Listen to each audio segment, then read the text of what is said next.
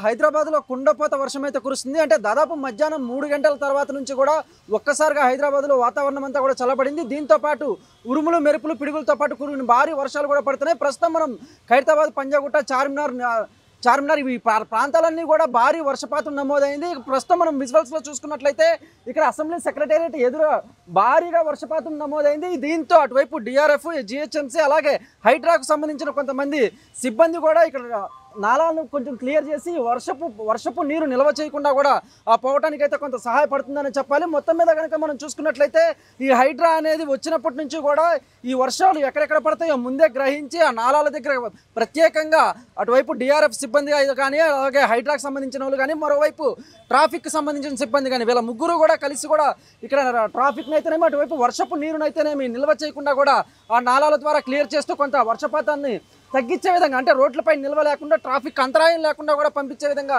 చర్యలు అయితే చేపట్టారు. మరీ ముఖ్యంగా మనం విజువల్స్లో చూసుకున్నట్లయితే డైరెక్ట్గా సెక్రటేరియట్ ఎదురుగానే ఇప్పుడు మనం చూసుకున్నట్లయితే భారీగా వర్షపాతం నమోదైంది. ఒకవైపు నుంచి కూడా దాదాపు మధ్యాహ్నం 3 గంటల నుంచి కూడా భారీ వర్షం పడుతుంది. ఇక లోతట్టు ప్రాంతాలన్నీ జలమయమయ్యాయి. అలాగే ఆ రోడ్లన్నీ జల ప్రవాహం కావడంతో అటువైపు వాహనదారులు అయితేనేమి మరోవైపు ప్రయాణికులు అయితేనేమి తీవ్ర ఇబ్బందులు ఎదుర్కొంటున్నారని చెప్పాలి. ఇక మొత్తం మీద కనుక మనం చూసుకున్నట్లయితే మధ్యాహ్నం 3 గంటల నుంచి కూడా భారీగా వర్షం అయితే పడుతుంది. దాదాపు మరో 2 రోజుల పాటు కూడా ఈ వర్షాలు భారీగా పడనున్నాయైతే మాత్రం ఇప్పటికే హైదరాబాద్ వాతావరణ శాఖ అధికారులు అయితే వెల్లడించారు. ఇక భారీగా అంటే లోతట్టు ప్రాంతాలు అయితేనేమో మరోవైపు బోరబండ అలాగే జవహర్ నగర్, ఈసీఎల్ సంబంధించి ఇటువైపు పంజాగుట్ట, ఖైరతాబాద్, బోరబండ, ఈసీఎల్, కూకట్పల్లి అలాగే అత్తాపూర్ ఈ ప్రాంతాలన్నీ కూడా భారీగా వర్షపాతం నమోదైంది. ఇక విజువల్స్లో మనం చూసుకున్నట్లయితే భారీగా వర్షపాతం నమోదు కావడంతో అటువైపు వాహనదారులు కూడా తీవ్ర ఇబ్బందులు ఎదుర్కొంటున్నారని చెప్పాలి. మరీ ముఖ్యంగా అటువైపు డిఆర్ఎఫ్ మనం విజువల్స్లో చూసుకున్నట్లయితే డిఆర్ఎఫ్ సిబ్బందికి సంబంధించి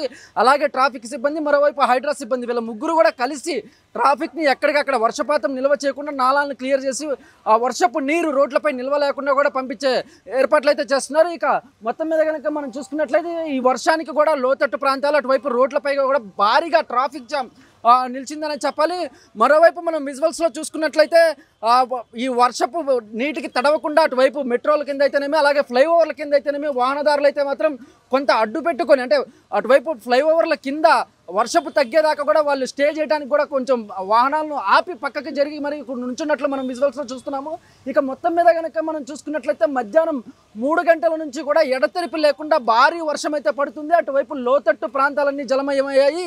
ఈ నేపథ్యంలో ప్రయాణికులు వాహనదారులు కూడా తీవ్ర ఇబ్బందులు ఎదుర్కొంటున్నారు. మరీ ముఖ్యంగా అటువైపు ఐటీ కంపెనీలు ఉన్నటువంటి గచ్చిబౌలి అయితేనేమి, హైటెక్ సిటీ అయితేనేమి, ఇటువైపు కూకట్పల్లి అయితేనేమి ఈ ప్రాంతాలన్నీ కూడా భారీగా రద్దీగా అంటే ట్రాఫిక్ జామ్కి ఎక్కడికక్కడ వర్షపు నీరు రోడ్డుపై నిల్వ ఉండడంతో అటువైపు భారీగా ట్రాఫిక్ జామ్ అయితే ఏర్పడింది. ఈ వర్షపు నీరు నిల్వ లేకుండా ఉండటానికైతే మాత్రం డిఆర్ఎఫ్ సిబ్బంది, జిహెచ్ఎంసీ సిబ్బంది అలాగే ట్రాఫిక్కి సంబంధించిన కొంతమంది సిబ్బంది వీళ్ళ ముగ్గురు కూడా నాలాలను క్లియర్ చేసి ఎప్పటికప్పుడు అంటే వాళ్ళకు అందిన సమాచారం మేరకు నాలాల దగ్గర ముందుగానే అటువైపు డిఆర్ఎఫ్ సిబ్బంది అలాగే హైడ్రా సిబ్బంది కూడా ముందుగానే స్టే ఉంచి అటువైపు వర్షం పడటంతో అటువైపు వర్షపు నీరు నిల్వ లేకుండా కూడా ఎప్పటికప్పుడు నాలాల దగ్గర కొంతమంది సిబ్బంది ప్రత్యేకంగా ఏర్పాటు చేసి మరి